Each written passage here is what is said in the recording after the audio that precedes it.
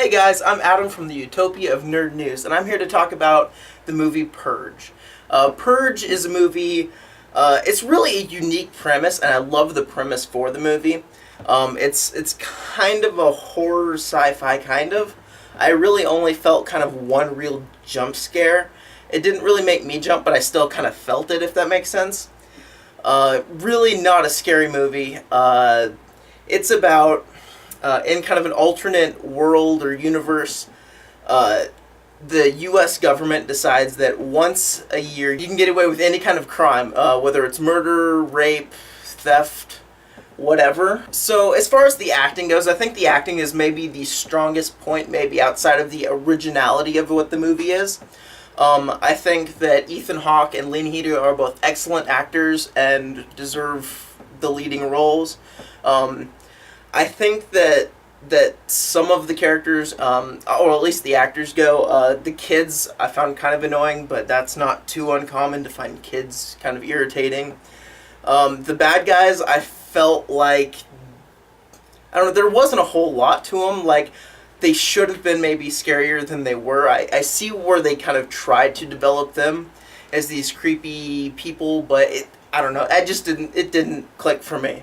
I just thought, okay, these are people in masks, just shoot them. That's the way I ended up feeling about them. And I don't know the guy's name. He's the only African American in the movie. I wish there was more to his character. He just kind of runs on the street and then he comes in. There's literally like no lines of dialogue for character development for him. Even though there shouldn't be a lot because of the setting and the way things are. But I would have liked to have a few lines of dialogue, being that he and Lena Headey's character as the mom kind of have this like group thing towards the end of the movie, and they've never really talked to each other at all. I would have liked a tiny bit, maybe. I mean, they showed dog tags on him, so you can assume he's a military veteran, but that's about it. As far as the directing and the writing goes, I think the directing was it wasn't anything special. It wasn't anything to write home about. It wasn't particularly bad. I think some of the angles they used with the cameras, for the security cameras, and using the people to be kind of like awkward, like holding like knives up to their head when they turn, and like skipping around with machetes and things like that. I thought that was kind of a nice touch, but outside of that, there wasn't anything too special.